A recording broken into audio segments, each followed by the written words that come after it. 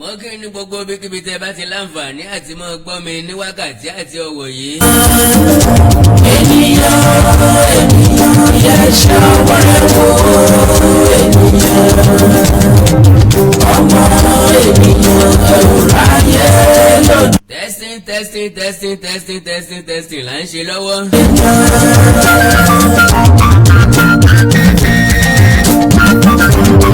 Àkàndá ọ̀rọ̀ mú ní ká wò ó bó ló ṣe dún lọ́dọ̀ yín so dún dáadáa sẹ́yìn láǹfààní àti máa gbọ́ mi dáadáa loud and clear.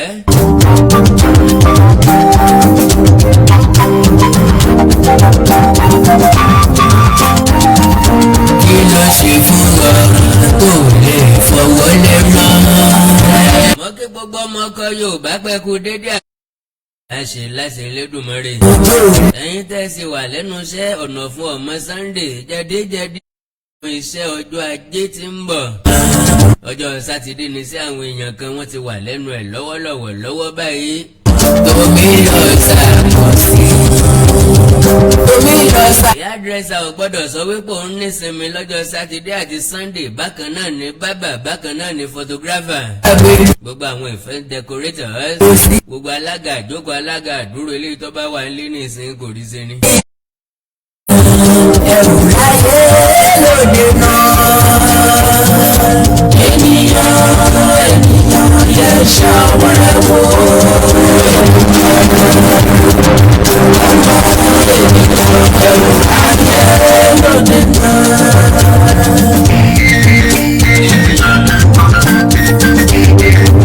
ọmọ ènìyàn sẹ́ẹ̀ ráyé lóde náà abẹ́ ò ráyé lóde náà sẹ́ẹ̀ ráyé lóde abẹ́ ò ráyé lóde náà.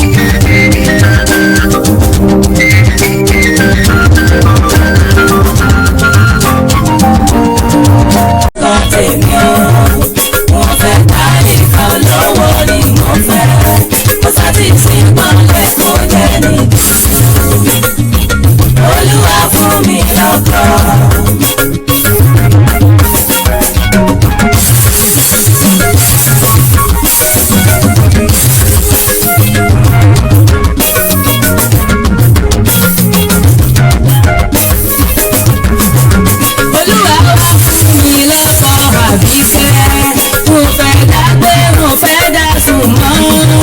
London Amẹ́ríkà náà mò ń fẹ́ o wọ́n fẹ́ mọ́tò kò mọ́ ṣe kò ní o. Olúwa máa ti fò lọ́gọ́ kò rẹ́dí ó fẹ́ dágbé ó fẹ́ dá sòsí London Amẹ́ríkà náà kò sí mọ́ o ọmọ gbúgbọ́nù ló máa dẹ̀ tó wá o. Olúwa wá fún mi lọ́kọ tèmi o wọ́n fẹ́ káyé kan lọ́wọ́ ni mo fẹ́ mo fẹ́ ti sí pàṣẹ kó jẹ́ ní dúdú. Olúwa fún mi lọ́kọ. Olúwa wá fún mi lọ́kọ àsìkò tó àbúrò mi ti.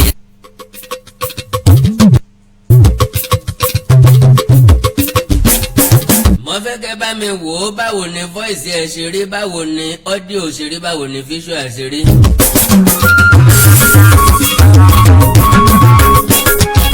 testing lélẹ́yìí à ń wo báwo ni yóò ṣe máa rí lọ́wọ́ náà ni lórí mo fẹ́ fún ẹ̀yin olólùfẹ́ mi tán Ọlọ́run ní fi wá múra wa. mo ń fẹ́ kọ́mẹ̀ntì yín báwo lẹ ṣe ń gbọ́ loud and clear ni àbí ó ń wá díẹ̀díẹ̀ ó ń lọ. Olúwa wá fún mi. bákan náà la fẹ́ dán nẹ́tíwọ́ọ̀kì ẹ̀ wò bóun ni iṣẹ́ ń rí wò dáadáa ó ń break up ni àbí ń lọ gẹ́gẹ́. bó bá ṣe rí lọ́dọ̀ yín náà ni mo fẹ́. God bless you all. kádẹ̀ máa fi eléyìí kí àwọn tí wọ́n ti bẹ̀rẹ̀ rálì tí wọ́n wà ní rálì lọ́wọ́. òní lọ́jọ́ 17 oṣù kẹrin ọdún 2021 tí ìlérí wà wípé a ṣe Yorùbá Nation Mega Rally. olówó ni mo fẹ́ kó sáti sí gbọ́nlẹ̀ kó jẹ́ ní dúdú. Olúwa fún mi lọ́kọ.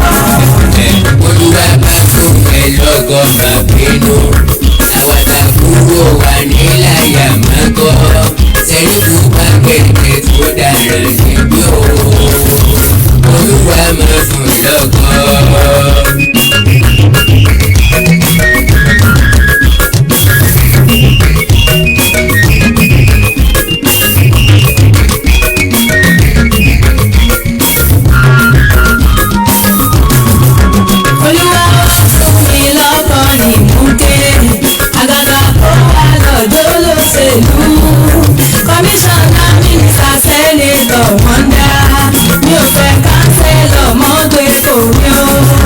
Olúwa bá fún ẹ lọ́gọ́ mọ̀ nígbà àwọn mẹkáníìkì oníláyà mẹ́kọ́. Fọkànáísà bíríkìlẹ̀yà mẹkáníìkì ńkọ́ o. Fọkànáísà kọ́níṣọ̀ bíríkìlẹ̀yà ńkọ́ o. Kọ́ńdọ́tọ̀ oníláyà ni bíríkìlẹ̀yà ńkọ́ o. Kọ́ńdọ́tọ̀ oníláyà ni. Olúwa wá fún mi lọ́kọ̀ tèmi o. Wọ́n fẹ́ kárí. Àkàndá mo wí lẹ́ẹ̀kan bí ẹ̀yin tẹ wà ní rálì bẹ́ẹ̀ bá láǹfààní àti máa wò mí ẹ sì ní nǹkan tẹ fẹ́ báwọn aráalé sọ ẹ lè pè mí níbi tí mo ti ń tẹ́sítì náà lọ́wọ́ n ó jẹ́ kí gbogbo aráalé ọmọ n ó sì jẹ́ kán mọ nǹkan tẹ fẹ́ báwọn sọ. +2349048519362 +2349048519362. Títí wọlé kó jẹ́ ní. Olúwa fún mi lọ́kọ̀.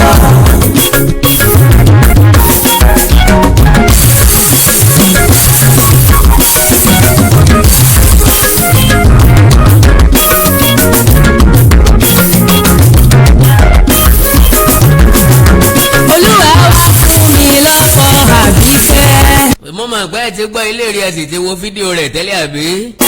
Bẹ́ẹ̀ bá tí ì rí wò ń ó gbé fídíò rẹ̀ jáde láìpẹ́. Mo fẹ́ dágbé wọn fẹ́. Complete video ni òkìsí lè ta blur nígbà yẹn o. Fẹ́ dá fún mi. Mẹ̀tẹ́ ti rí àyànfẹ́ yín live and direct on stage.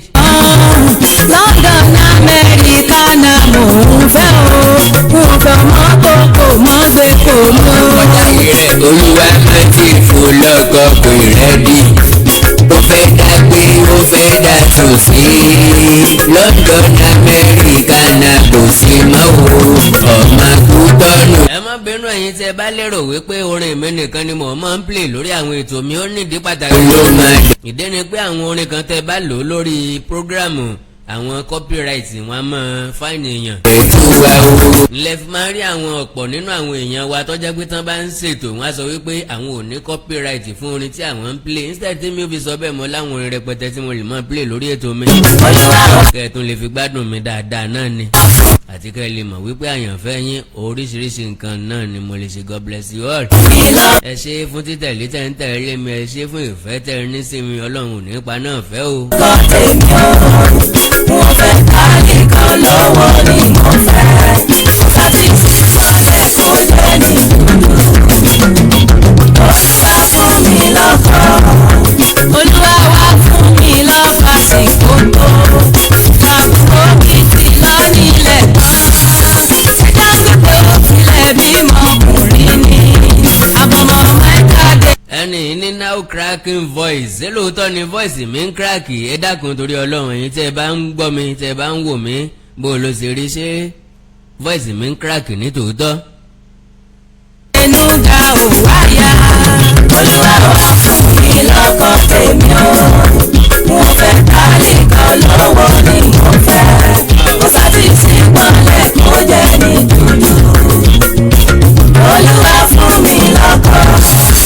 Olúwa bá fún ẹ lọ́kọ̀ máa gbénu àwàdà kúrò wà níláyà máa kọ́ sẹ́ni tó bá gbẹ̀dẹ̀ tó ń dáràn ní.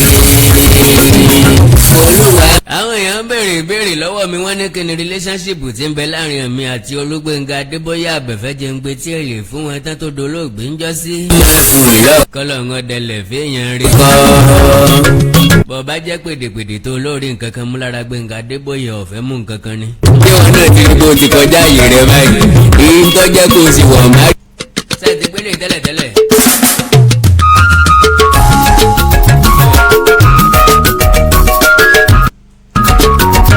Mi ò tí ì rìlíìsì eléyìí rárá ẹnìkan kò tí ì gbọ́.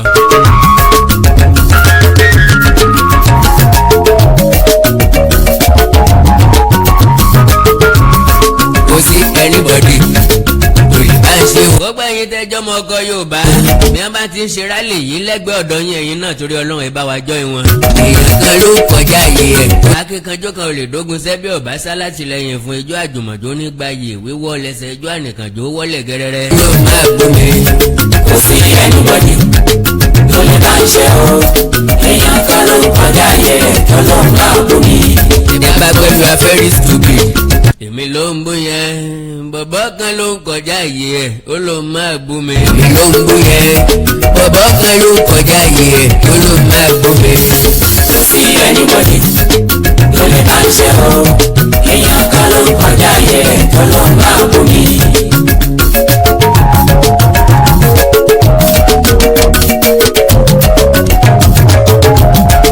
Àkàndá ó kàrí Àkàndá ó kàrí. àwa gan fẹ́ o àwa gan fẹ́ o. òpònú ló ń sọ òkúròrò tó ló máa bú ẹ. òpònú ló ń sọ òkúròrò tó ló máa bú ẹ. kò sí anybody. kò sí anybody tó lè bá ń ṣe o. èèyàn kan ló kọjá yẹ tó ló máa bú mi.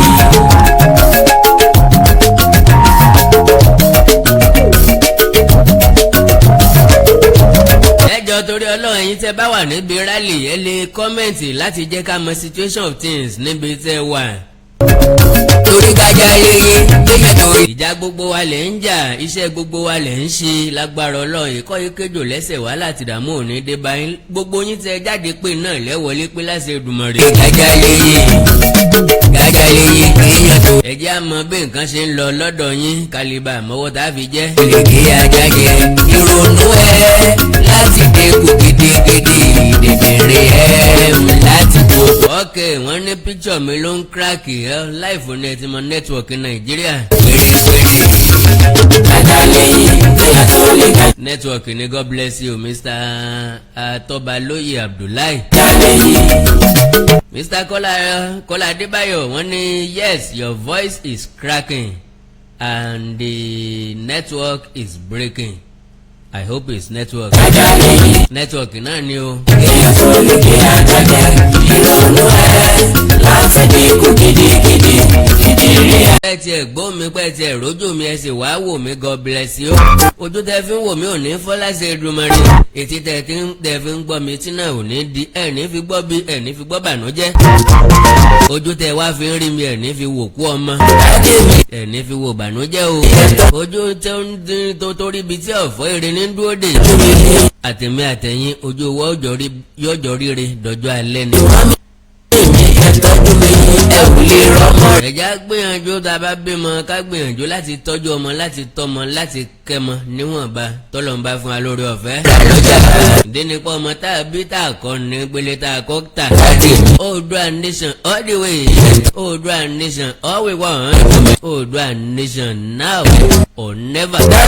Oòduà nation náà nìkan náà la fẹ́ ibi ilé olómìnira tiwa nu bí tá a ti lọ sí ilé ọlọ́ra wa kínàláńdé tiwa. ìyẹn tọ́jú mi. Oòduà nation ní Yorùbá nation ní o. mọ́mí mi ìyẹn tọ́jú mi ẹ ò lè rí. ó yẹ kí gbogbo wọn jáde ká túyáyá jáde bó bá jẹ́ pé lóòótọ́ làwọn ọlọ́jẹ̀lú ni wọ́n fojú wá rí mọ̀ bo. ìrà lọ́jà. kí àwa kan mọ jáde kẹ́yìn kan fìdí pa gbálé bí ẹni pé àwa nìkan lọ ká lára ni tàbí pé ọlọ́wọ́ òṣèlú náà ni àwọn ọ̀tá orílẹ̀-èdè Yorùbá mọ̀ sọ. mọ́mí mi ìyẹn tọ́jú. ṣùgbọ́n báwa bá ti ń gbé níwájú tẹ̀yìn ń gbé lẹ́yìn àbí ká sọ pé báwọn bàbá wa ṣe ń gbé níwájú àwọn ìyá wa ṣe ń gbé níwájú táwa ń gbé láàrin kẹ́yìn náà mọ̀ gbé tẹ̀lé wa. tọ́jú mi.